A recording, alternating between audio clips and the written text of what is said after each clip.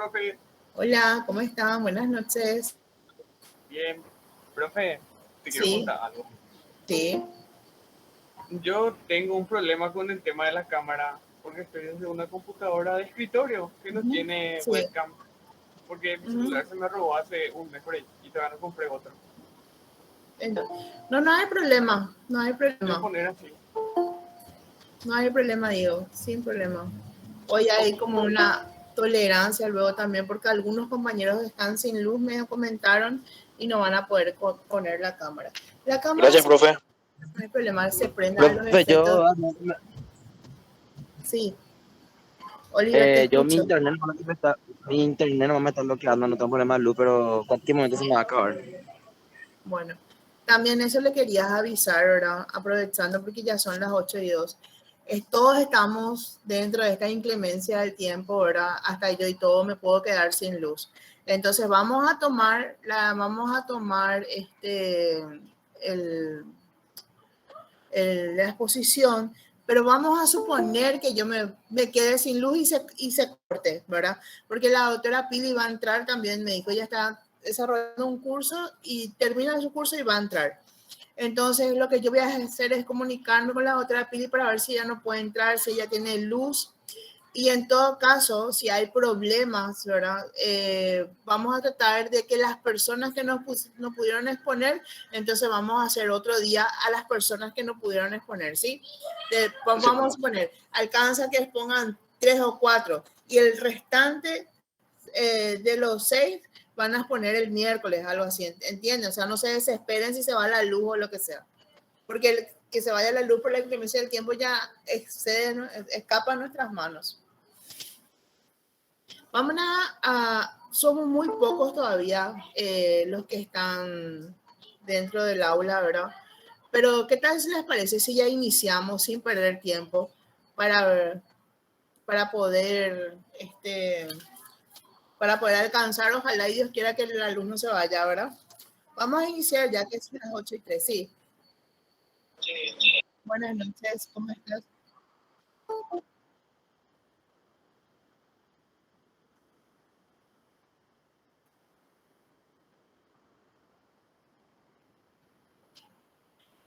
Bueno, vamos a suponer que se vaya la luz. Yo voy a consultar con la otra Pili para ver cómo el tema de la asistencia, ¿sí? Si se va a liberar hoy o si ella va a poner igual de todas formas alguna pregunta dentro del classroom, ¿verdad? Eso ya va a depender únicamente de ella.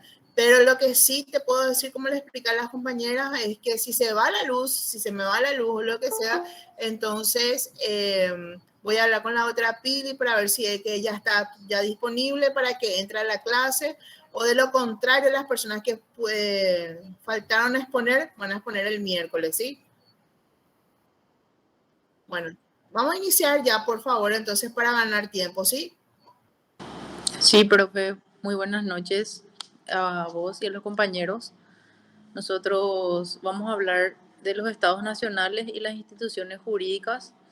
Somos el grupo 7, conformado por Silvina Beatriz Cano, Eliana Belén Chávez, María Victoria Domínguez, Ángela Fiorella George, Juana Ramona Ibars, María de los Ángeles López, Diego Daniel Morel, Elías Daniel Moro, David Ortigosa y quien les habla, Camila Arzamendia.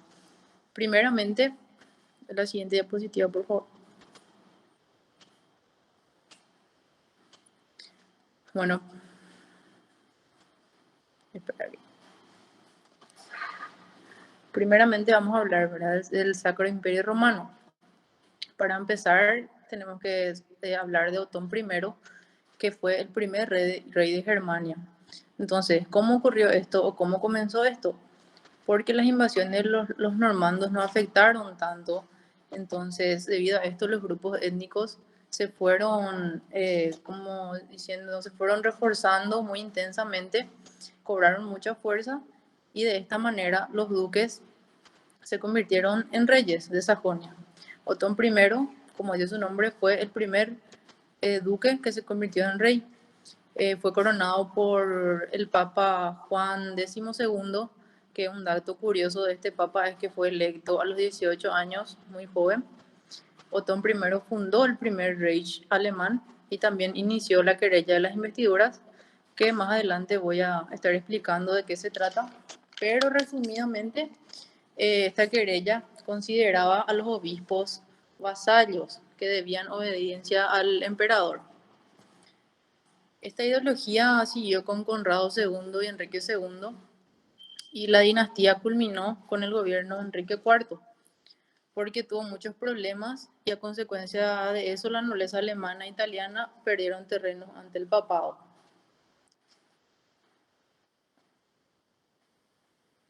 Siguiente diapositiva.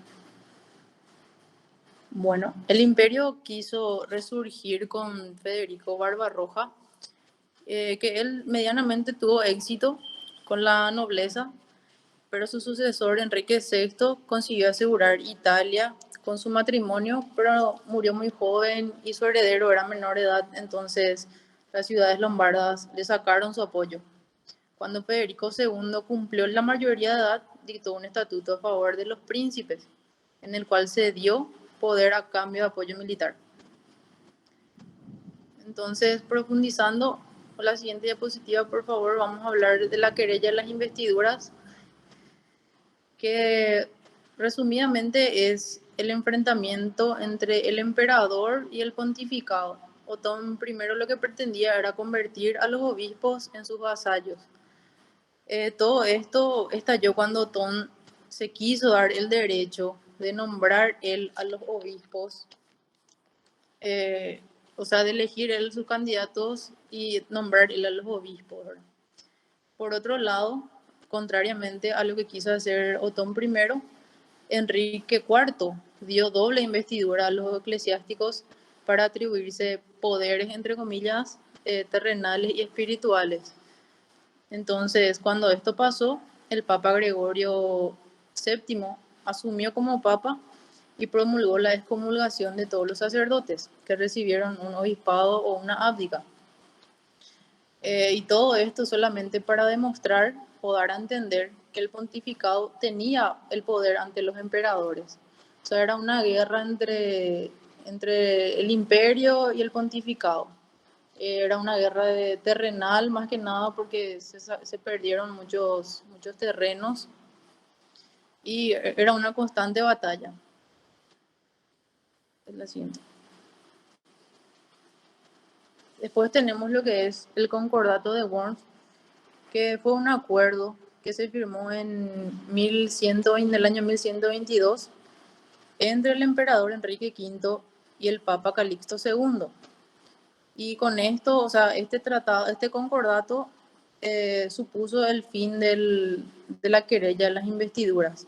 Con este concordato, según lo que yo entendí, más o menos es que el emperador podía elegir los cargos feudales y el pontificado podía elegir a las autoridades de la iglesia. O sea, ya había más una división para acabar ya con esa pelea de yo elijo esto, yo puedo elegir esto, y ya cada uno elegía a las autoridades de acuerdo a lo que le correspondía. Les dejo con mi compañero para que continúe la exposición. Compañera Silvina Cami. Buenas noches. Yo le voy a hablar, ¿se me escucha bien? Primeramente. Bueno, yo le voy a hablar sobre la organización del Sacro Imperio. Siguiente, ahí está. Bueno, el emperador romano enfrentaba a 3 frentes para hacer valer sus derechos. Uno de ellos eran los súbditos, después estaban los demás monarcas de Europa Occidental y después estaba el conflicto con el pontificado por la querella de las investiduras que explicó recién la compañera. El imperio romano-germano continuó con las costumbres carolingias, reuniendo a la Asamblea Nacional cada cierto tiempo. Dichas asambleas fueron estables en época de Steufen. Esto debido a que los emperadores estaban obligados a convocar a la asamblea por lo menos cada 10 años. Creo que no me está siguiendo con la diapositiva. No, compañera, mi señal es muy mala. Ok, y tarda un poquito. ahí está bien. Bueno, continuando. Espera que estoy corroborando si está correcto. Sí, está correcto. Bueno, continuando con el Imperio Romano Germano, los príncipes y nobles se reunían en una dieta imperial. ¿Qué sería eso? Una dieta imperial sería como una asamblea. Bueno, y esta asamblea, o sea, esta dieta fue el cuerpo deliberativo del Sacro Imperio, a la cual asistían los príncipes electores, los príncipes y nobles y los diputados de la burguesía. Esto no tenía un carácter legislativo como tal, sino tenía un carácter de debate, porque allí las negociaciones eran más importantes que la toma de decisiones.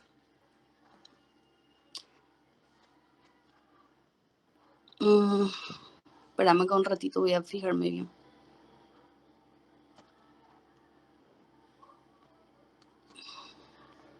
Sí, sí.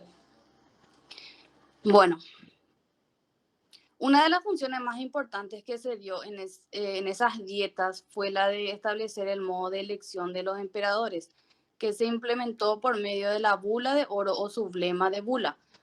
Esto fue durante el periodo del emperador Carlos IV y aprobada por todos los príncipes del imperio. A partir de esto se determinó la forma de la ceremonia y la forma de elección del emperador y se fijó el número de príncipes electores, que fue de 7 príncipes. La jurisdicción del imperio se encontraba a cargo del Tribunal Cameral del Imperio. Este organismo fue fundado bajo el gobierno del emperador Maximiliano I de Habsburgo en el año 1495.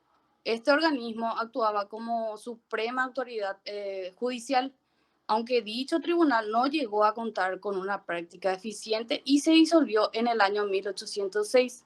Y las razones fueron por medios insuficientes para un fin demasiado vasto. Esto es lo que nos dice y si no tienen alguna duda, les cedo la palabra a mi siguiente compañero. Compañero Diego Moreno.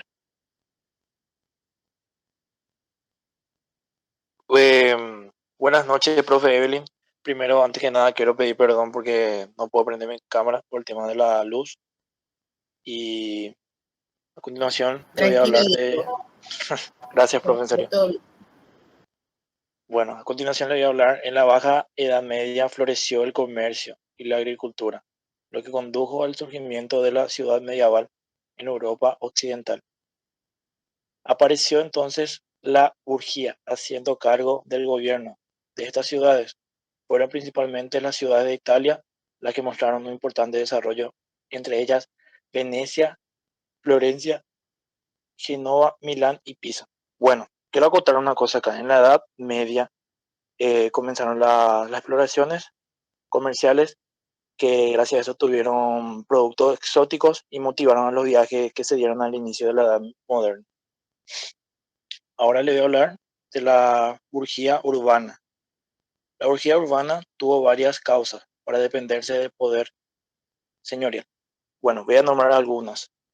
La existencia de antiguas instituciones del Imperio Romano, la existencia de las cofradías y hermandades de carácter religioso, los vasallos que se asociaron a instancias de la iglesia, las gildas o asociaciones de mercaderes y artesanos que crearon la primera forma de organización municipal y las consecuencias económicas de las cruzadas que desarrollaron las industrias. Bueno, voy a nombrar 3 comunas que existieron. Comunas juradas suponían una asociación mediante el juramento entre iguales y no eran ciudades-estado. Sin juramento no había comunes y esta asociación bastaba para que la hubiera. Municipales consulares, para aquellos que habían conseguido el disfrute una autonomía municipal completa implicaba que los ciudadanos establecían un compromiso de fidelidad y defensa mutua, tanto física como de libertad tradicional. La última que quiero acotar sería las comunas reales, y que fueron concesiones hechas por los reyes a los vasallos, donde los liberarán del contrato feudal, aunque sin emanciparlos de su propio poder. Tenían los privilegios de mejorar las condiciones de sus miembros, pero carecían del derecho a organizar su propia administración. Si no hay ninguna pregunta, le cedo la palabra a mi compañero. Bueno, yo le voy a hablar de la sociedad burguesa. Antes de empezar lo que es la sociedad burguesa, quiero explicarles un poquito y adentrarles al hecho de cómo surge el Sacro Imperio Romano Germano. Germania, que los romanos le llamaban así porque se encontraba después del Rin, del río Rin, le llamaban así porque significa en el idioma de ellos en ese entonces ciudad hermana, ciudad amistosa, ciudad después del río. En cambio, las personas que ahora viven en esos países germanos le llaman Deutschland. ¿Por qué? Porque significa comunidad, mancomunidad. En una palabra más entendible, ellos le llamaban Deutschland por la mancomunidad que existía entre esos países, en los cuales Roma no estaba muy interesado porque estaban después del Rin. ¿Cómo ocurre para solamente hacerles entender rápidamente? Carlomagno tuvo 3 hijos, que en ese entonces era común que ellos se repartieran la tierra entre los hijos, uno de los cuales estaba en Franconia de Oriente, Franconia Occidente, una tierra en el medio que luego entre los hermanos de Franconia de Oriente y Occidente quitaron y le mandaron a su tercera hermana hacia lo que es Italia.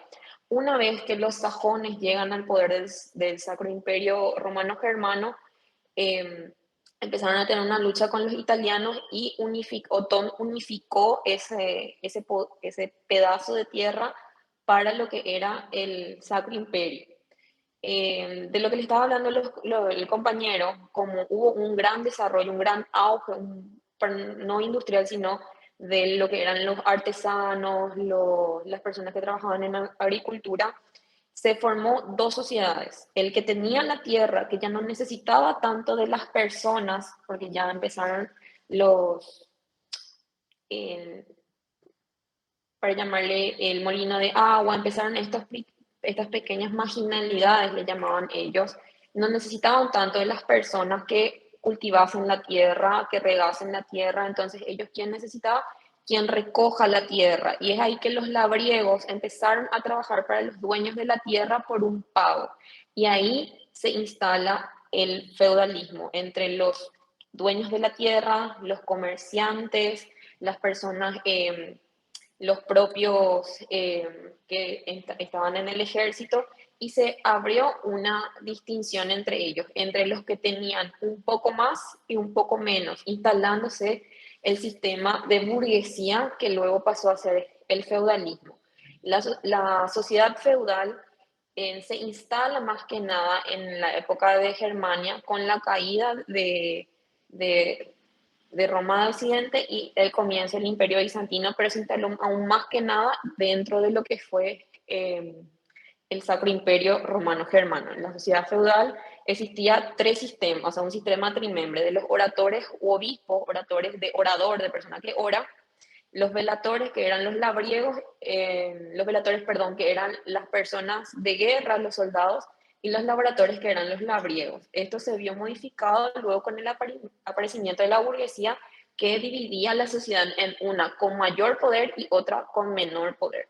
La burguesía se aplicaba, como les había dicho, a los comerciantes, a los artesanos, a los dueños de tierra y más tarde a los banqueros y empresarios. Al comienzo, los lugares donde se realizaba el intercambio de mercadería eran las ferias. Para poder llegar con sus productos a estos mercados, los burgueses se agrupaban en corporaciones y gremios con el fin de defender sus intereses mutuos ante los grandes propietarios y terratenientes, y así también controlaban las ventas de producción contra las otras ciudades fuera de lo que era el imperio. Los gremios eran agrupaciones de trabajadores de un mismo oficio. Cuando se instalaba el feudalismo, cuando había, como el compañero habló de una comunidad, ¿sí? De un comune, donde una persona que tenía la tierra, un maestro, le daba a un labriego y a su vasallo la oportunidad de trabajar en su tierra. El labriego cobraba, más el vasallo no. Entonces ahí había la comune y tenían que tener un contrato por escrito. Entonces, estas agrupaciones eran de personas con un mismo trabajo, tenían que tener un mismo trabajo y había un nivel de 3 personas, ¿sí? Una pirámide de 3 personas, donde el mayor era el maestro, el dueño del taller, del instrumento de trabajo de la tierra, el oficial, el artesano especializado que cobraba un salario y luego los aprendices, que eran artesanos que trabajaban sin sueldo. ¿Cómo vemos hoy en día eso? Hoy en día, por ejemplo, ¿quiénes son los aprendices? Nosotros los vemos, por ejemplo, en las personas que hacen pasantía. Van para aprender, pero sin una remuneración en dinero. Y los oficiales, que ya eran las personas que ya habían aprendido y trabajaban para el maestro o dueño del taller, que en nuestro caso, en nuestra actualidad, podría ser la empresa. Surgieron como resultado de la libre asociación de esta comune que yo les había hablado anteriormente, que se hizo obligatorio pertenecer a partir del siglo XI. Estos gremios llegaron a desempeñar en la vida económica de las ciudades un influyente bienestar económico mediante la protección de sus productos y la rivalidad de otras ciudades.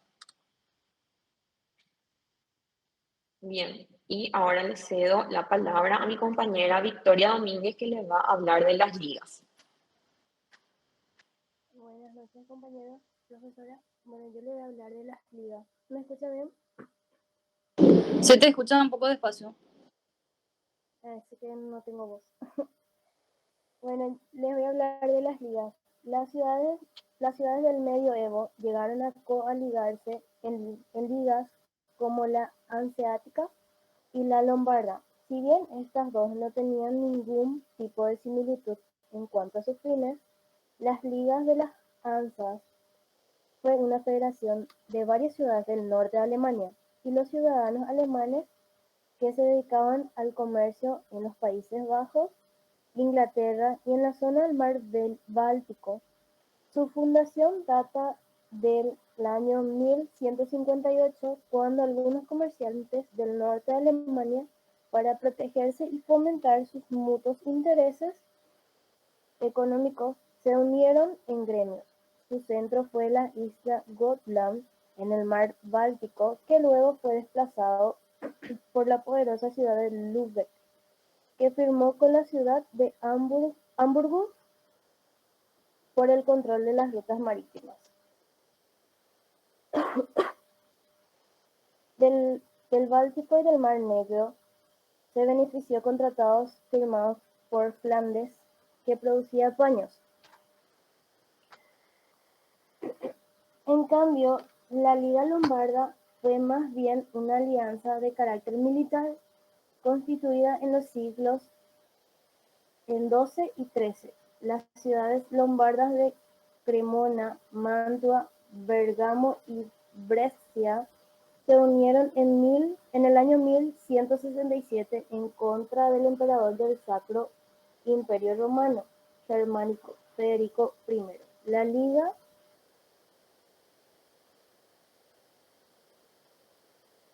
los europeos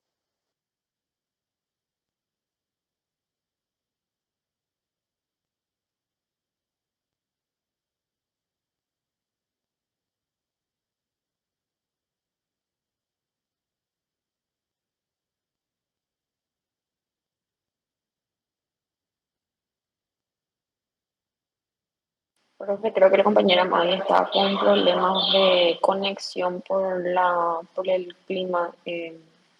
Voy a continuar. Mavi, no sé si me escuchas, Mavi.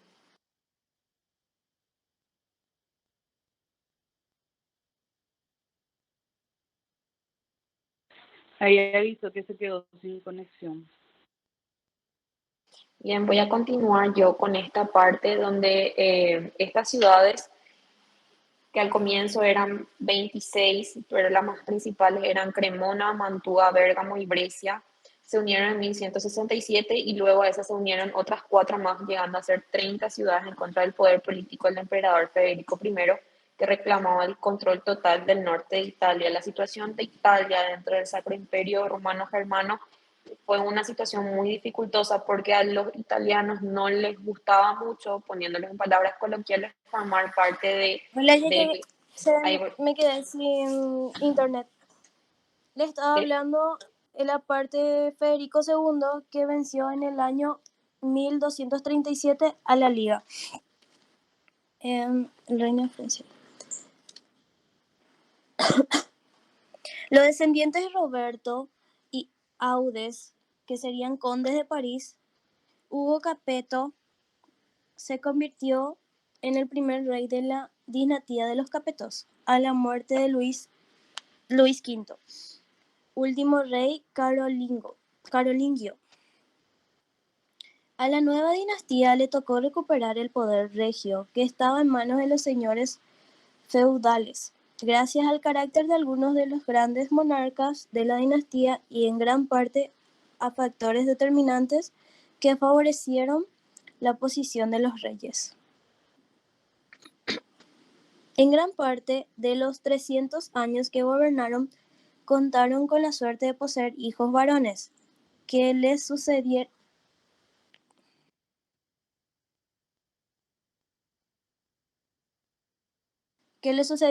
y con frecuencia un solo hijo. Otro factor fue la avanzada edad que llegó a vivir la mayoría de los soberanos,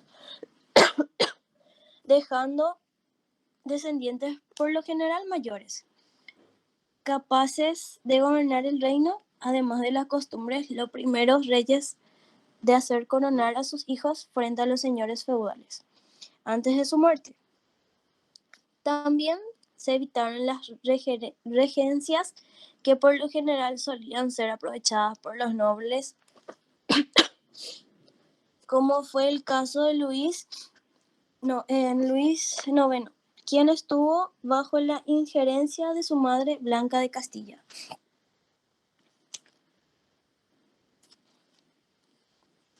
Hasta ahí fue todo. Si tienen alguna sugerencia o una pregunta, les doy la parte de mi compañero. Buenas tardes, profesora. Buenas tardes, compañeros. Quería comentarle que estoy teniendo inconveniente con mi cámara. Estaba intentando ya prender, pero no me está funcionando, profe. No te ¿Podría preocupes. poner así? Claro que sí, no te Dale, preocupes. yo le voy a hablar de Inglaterra. El rey francés se atribuía poderes sacudiéndose de la voluntad de los señores feudales, dándose inicio de esta forma a un Estado nacional supremo y único. El delfín era su heredero, el hijo primogénito, o en su defecto el pariente masculino más cercano al rey muerto. Secundaba al rey en sus funciones, la corte, la cual estaba compuesta por lo general de legistas. La siguiente, por favor.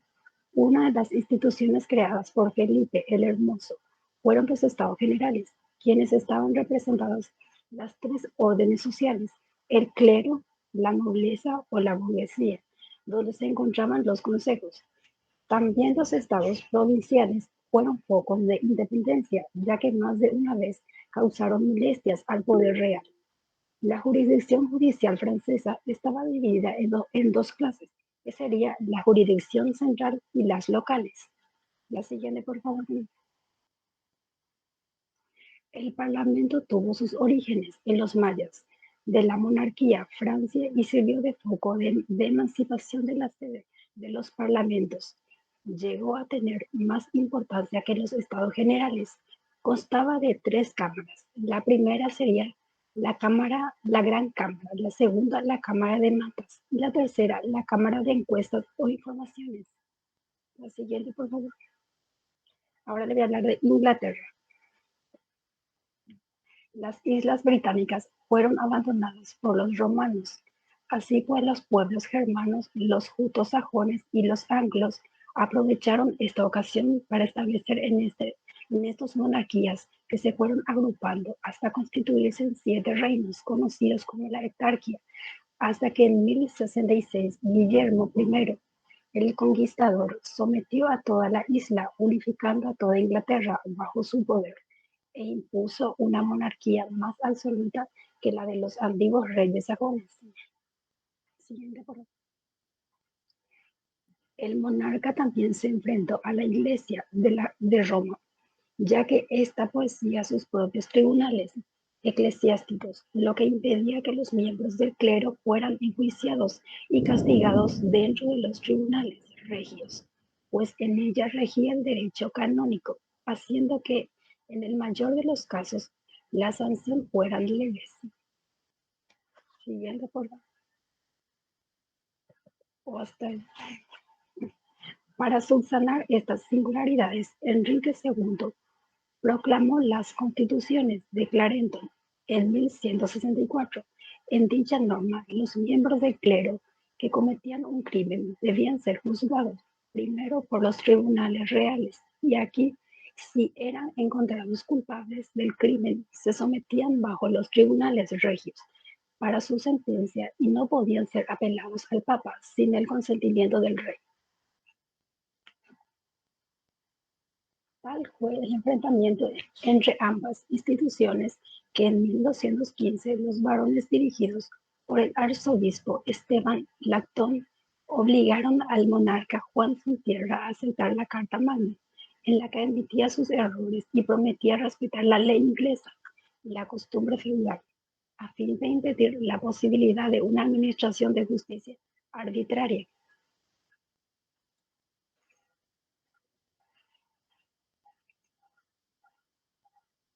A la muerte del monarca Juan sin Tierra le sucedió su hijo Enrique III, de apenas 9 años de edad, que violó abiertamente la Carta Magna, por lo que una vez más los nobles se levantaron bajo el liderazgo de Simón de Montfort, conde Leicester, obligando al rey a convocar en 1528 el Gran Consejo del Reino a modo de parlamento, y lo forzaron a aprobar los estatutos o provisiones de Oxford. Y hasta ahí sería mi tema. Le cedo la palabra a la siguiente compañero o compañera.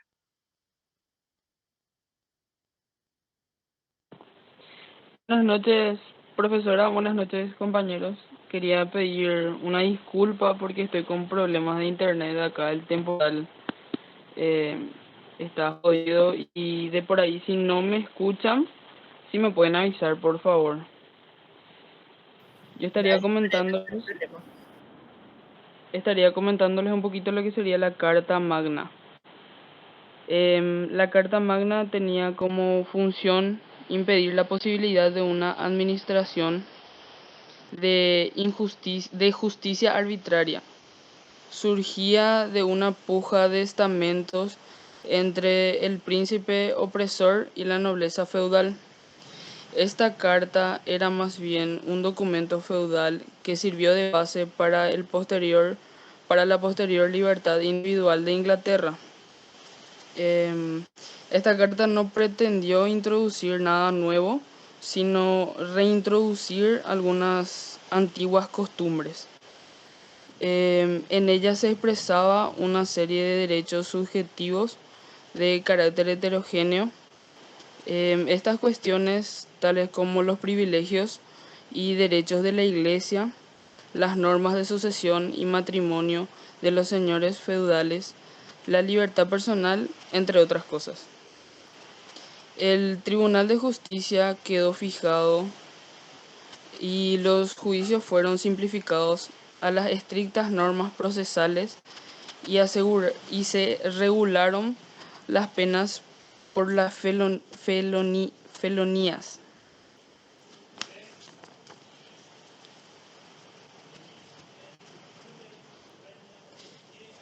Se estableció el Gran Consejo de Prelados y Varones. Se prohibió al rey levantar impuesto sin el consentimiento de la institución, excepto si se trataba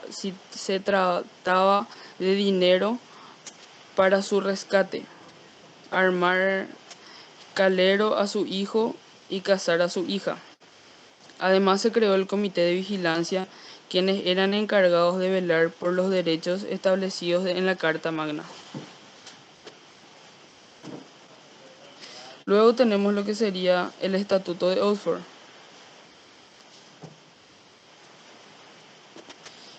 Em, luego del levantamiento por las arbitrariedades de Enrique III en contra de la Carta Magna, se vio en la obligación de reafirmar los derechos que tenía a través de los estatutos de Oxford, siendo ella ampliada en su contenido con la creación de un consejo o parlamento que debía reunirse 3 veces al año. En el periodo de proceso se nombró a 12 varones que formaban una junta permanente. Las atribuciones de este parlamento fueron tomar a su cargo la concesión de tributos extraordinarios desde 1430, y con esto se estableció que no podía imponerse tributación alguna sin su consentimiento. Se hicieron distinciones entre los estatutos o normas generales aprobados por el Parlamento y las ordenanzas del rey. La Cámara de Lores obtuvo atribuciones judiciales, que acusaba y juzgaba a los funcionarios de la Corte.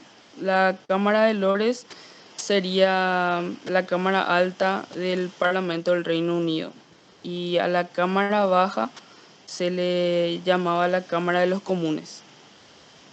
Mediante estos estatutos que confirmaban y ampliaban la Carta Magna se estableció, voy a citar, las libertades y los derechos de la Iglesia con la elección libre de sus miembros y su gobierno interno. Garantizaban los derechos feudales sobre los bienes hereditarios y el matrimonio.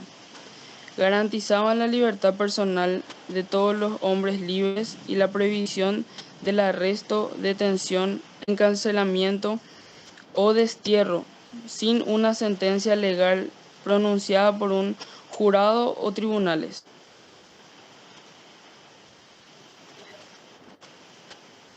Siguiente, por favor.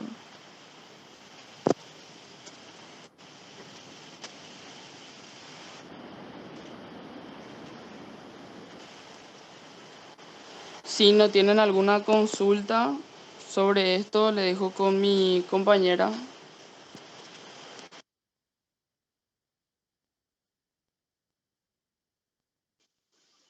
Buenas noches, profe. Voy a hablarles sobre el reino e instituciones hispánicas.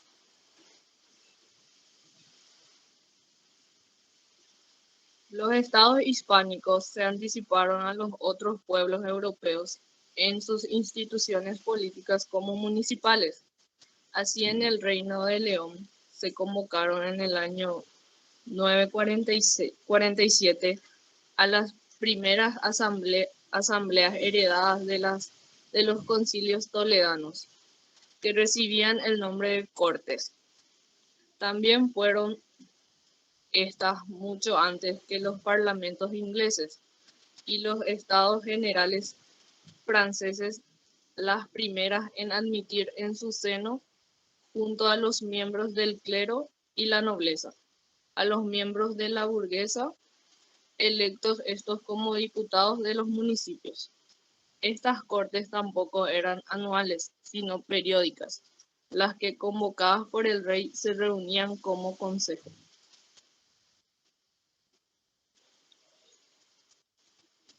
Código de las 7 partitas. En los reinos de León y Castilla, al acceder al trono, el rey Alfonso VI el Sabio publicó el Código de las 7 partidas para desterrar el desorden y confusión que reinaba en los tribunales. Su contenido era muy vasto, abarcando temas de derecho público, derecho eclesiástico y de derecho privado. Las mismas constaba de 7 partes. La primera trataba de las cosas pertenecientes a la fe católica y al conocimiento de Dios. la segunda sobre los emperadores, reyes y señores de la tierra. La tercera trataba cuestiones de la justicia y las formas procesales. La cuarta de la patria potestad y de los desposorios y matrimonios. La quinta de los contratos, las obligaciones y los contratos reales. La sexta de los testamentos y herencias. Y la séptima de las acusaciones, delitos y penas. A pesar de ser más completa, tenía el último lugar en la decisión de los pleitos, pues primero se atendían en los tribunales a las leyes de recopilación y a las que se habían establecido después de ella. Por su defecto, a las del fuero real y a las de los fueros municipales en cuanto estén en uso, y último a las 7 partidas.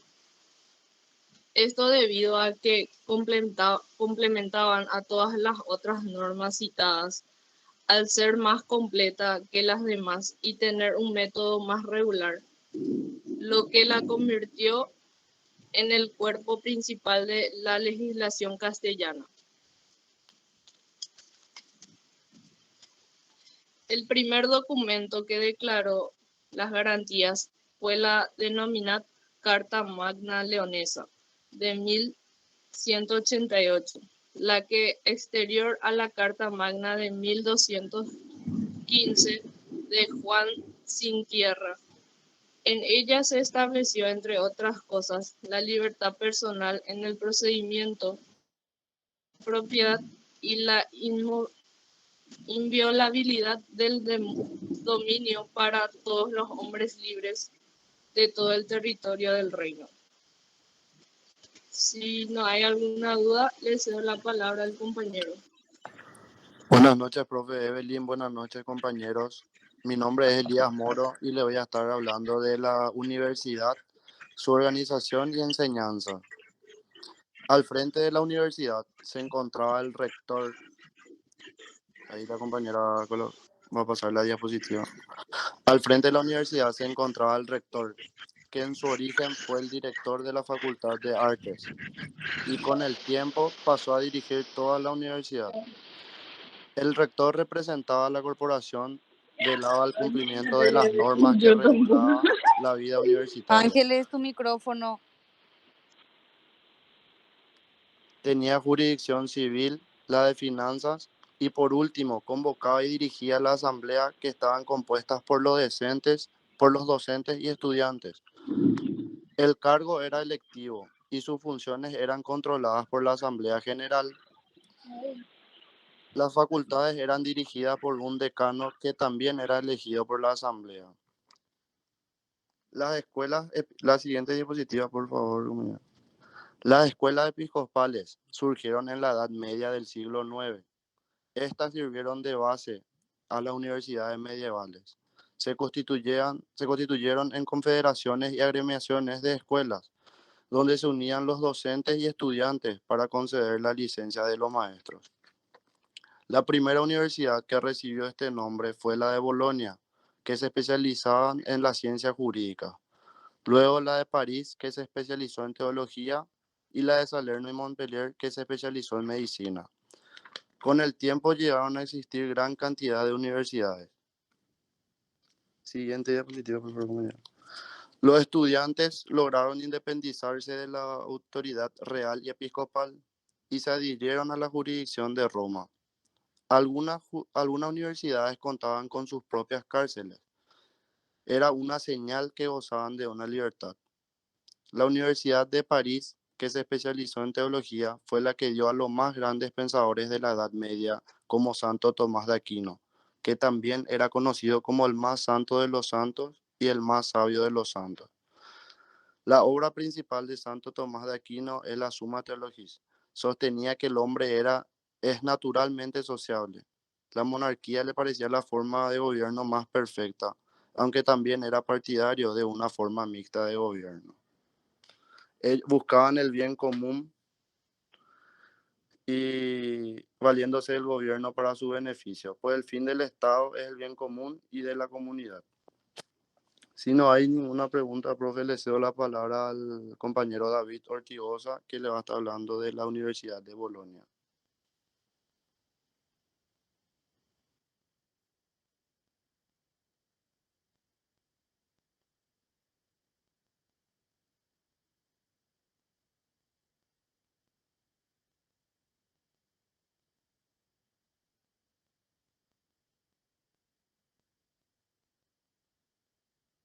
Compañero David.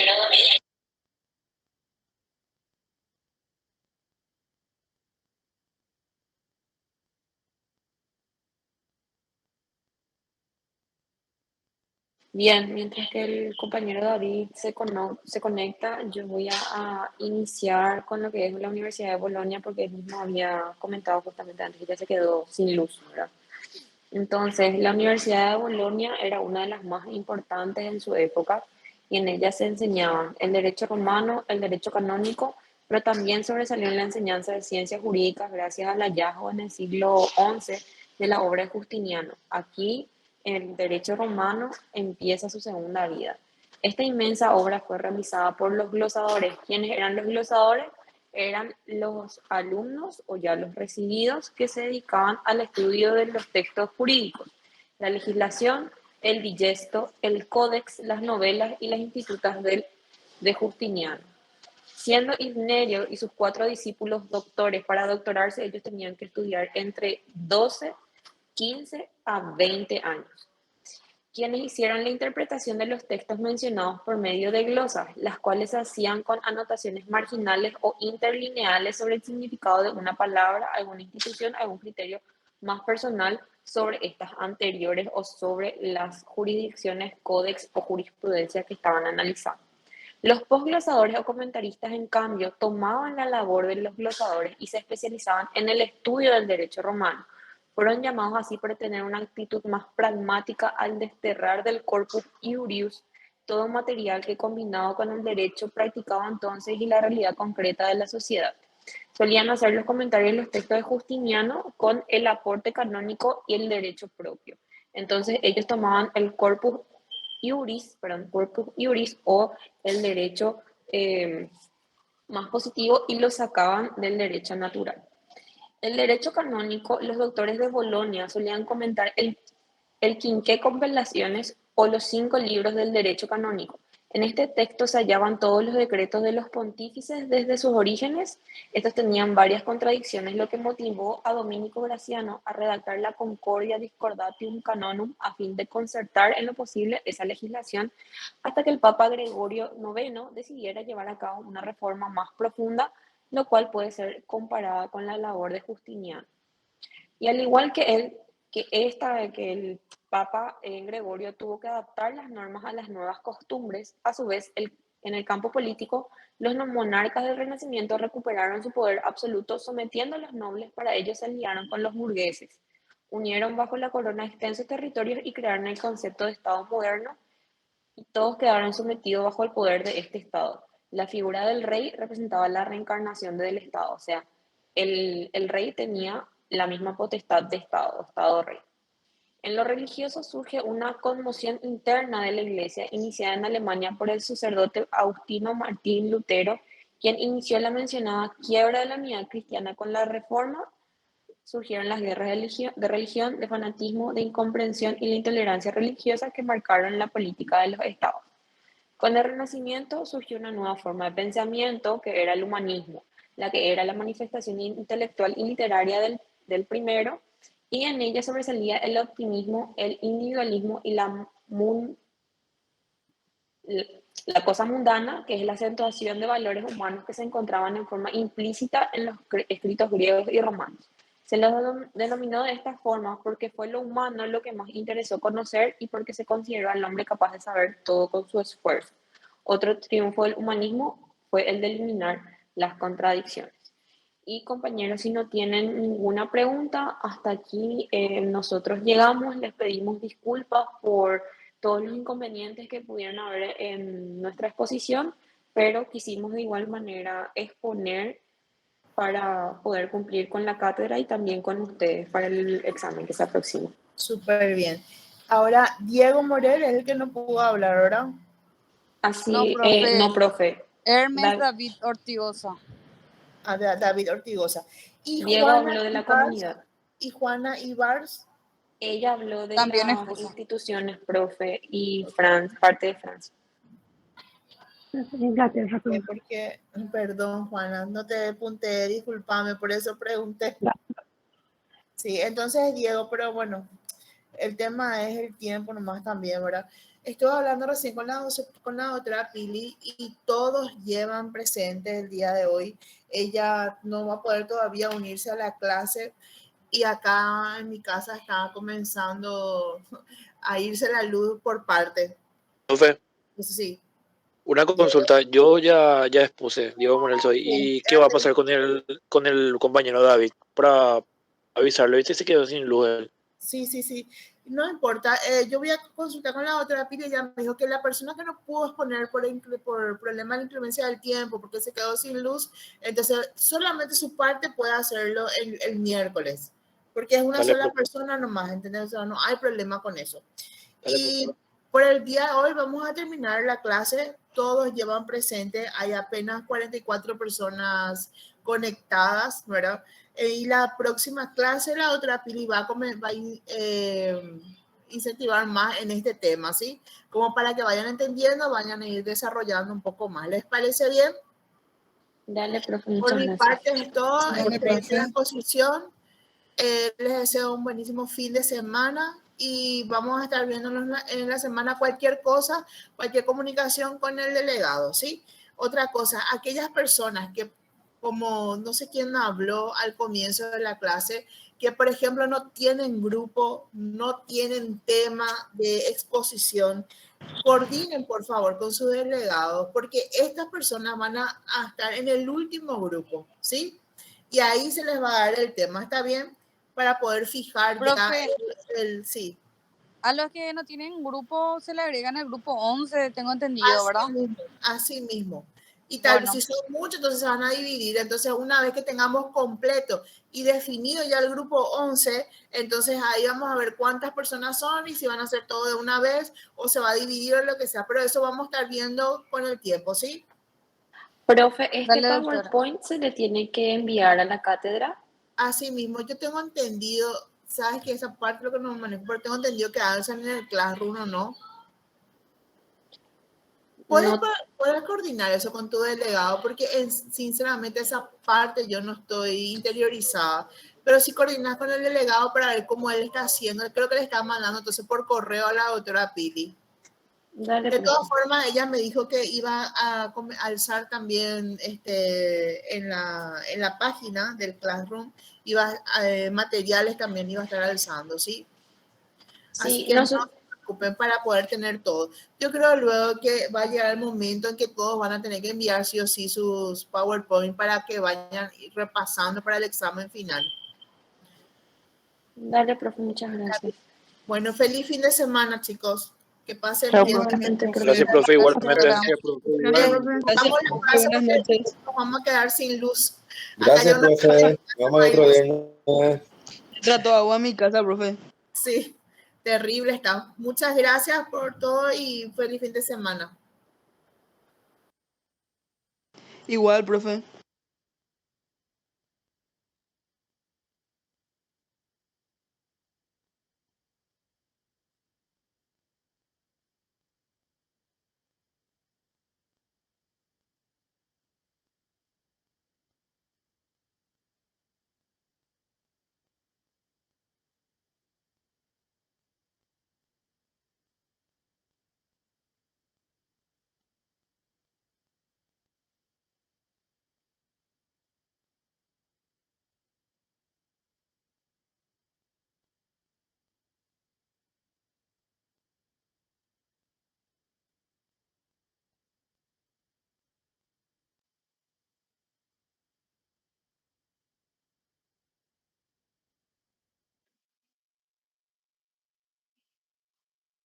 Profe, usted me llamó, profe Evelyn. Sí, te escucho, María. Disculpe, profe. Sí. Pasa que hay un raudal enorme y me fui a meter mi auto porque si no va a llevar el auto el raudal. No, tremendo, está tremendo. Acá una parte de mi casa ya está sin luz. Por eso ya terminamos la casa, pero no te llamé. Ah, bueno, menos mal, porque vi así que salían y entonces disculpas, profe. No te preocupes. Feliz fin de semana. Igual, Chao. profe. Chao, chao.